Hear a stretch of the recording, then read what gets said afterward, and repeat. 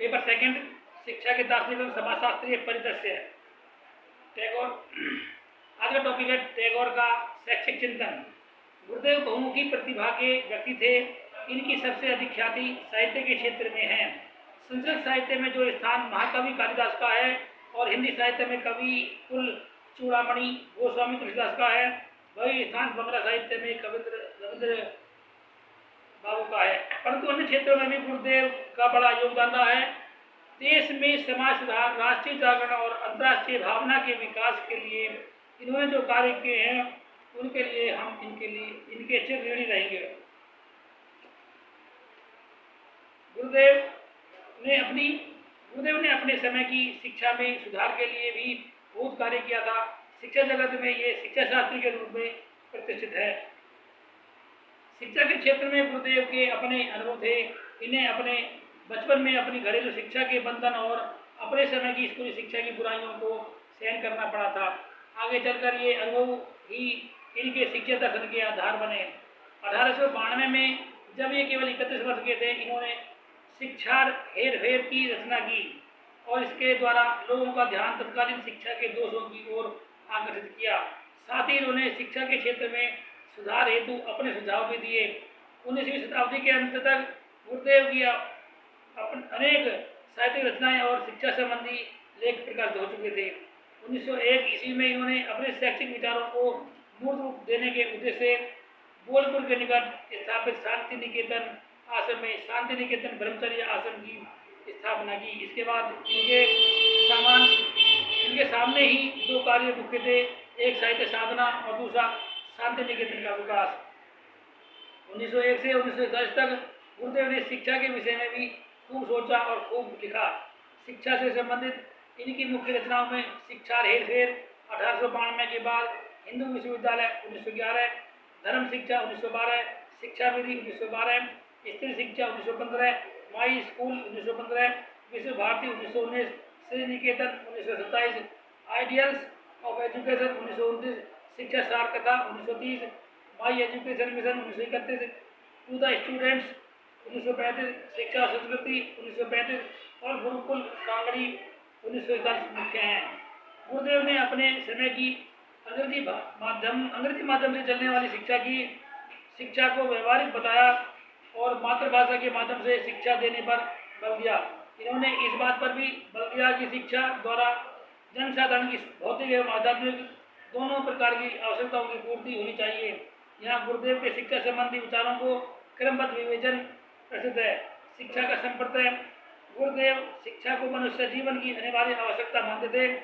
इनकी दृष्टि से शिक्षा यह सामाजिक प्रक्रिया है जिसके द्वारा मनुष्य भौतिक प्रगति करता है और आध्यात्मिक पूर्णता की प्राप्ति करता है। भौतिक दृष्टि से गुरुदेव ने शिक्षा को इस प्रकार परिभाषित किया है, वास्तविक शिक्षा वह है जो उपयोगी वस्तुओं की उपयोगिता, प्रकृति को जानने और उनके उपयोग करने और उनसे वास्तविक जीवन की रक्षा करने में सहायता करती है। पर साथ ही गुरुदेव सृष्टि के कण कण में ईश्वर को व्याप्त मानते थे और ये मानते थे कि मनुष्य जीवन का अंतिम उद्देश्य इस आध्यात्मिक एकात्म भाव की अनुभूति करना है। इनकी दृष्टि से यह शिक्षा का सर्वोच्च उद्देश्य अथवा कार्य है।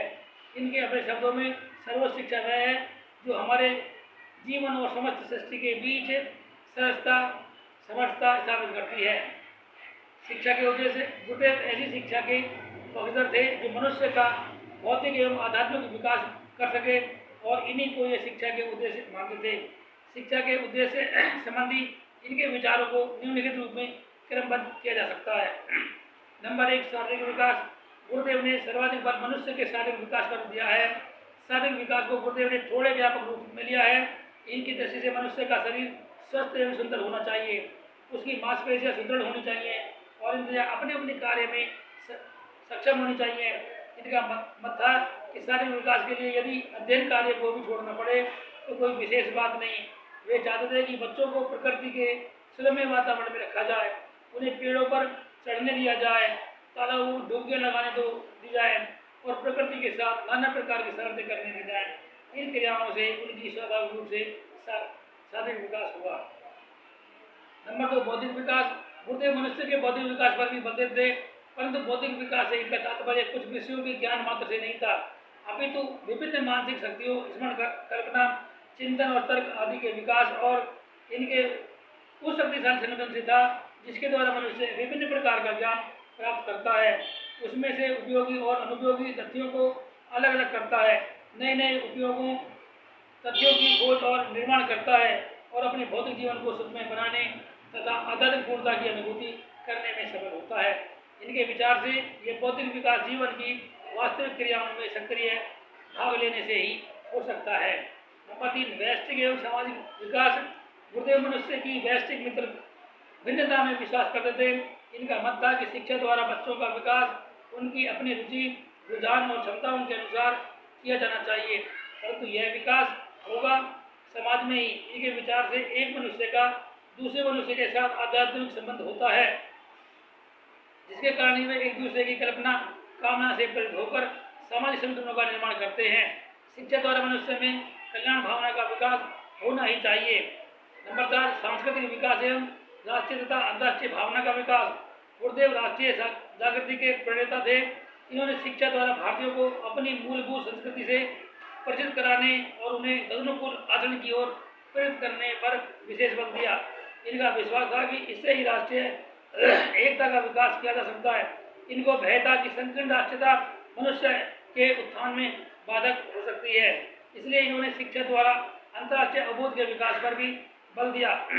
इनका तर्क था कि मानव की विभिन्न सभ्यता एवं संस्कृतियों में जो भिन्नता है वह हमें पृथक नहीं करती, अभी तो वह हमें संसार की विविधता का ज्ञान कराती है। इसी आधार पर उन्होंने शांति निकेतन में देश विदेश की विभिन्नता, विभिन्न भाषाओं और संस्कृतियों को स्थान दिया है। नंबर 5, नैतिक विकास। गुरुदेव मानवतावादी व्यक्ति थे। ये मानव को अच्छा मानव बनाने पर बल देते थे। अच्छे मानव का इतना अपना संपर्क था, एक ऐसा मानव जो विश्व भर वे मानव में भेद नहीं करता। इसके लिए गुरुदेव ने अपने नैतिक नियमों, ब्रह्मचर्य, अनुशासन, ध्यान और साधना आदि की चर्चा की है और उनके पालन के लिए आंतरिक शक्ति, आंतरिक स्वतंत्रता, आत्मानुशासन और ज्ञान को आवश्यक माना है। व्यवसायिक विकास। गुरुदेव मनुष्य को आर्थिक कुशलता भी प्रदान करना चाहते, इसके लिए इन्होंने हस्तकार्य, शिल्प और कृषि शिक्षा पर सर्वाधिक बल दिया। नंबर 7, आध्यात्मिक विकास।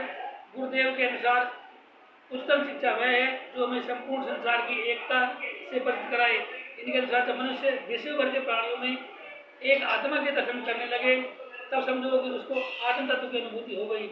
इसी तरह उद्देश्य की प्राप्ति के लिए इन्होंने राष्ट्रीय और अंतर्राष्ट्रीय संस्कृतियों के ज्ञान पर बल दिया है।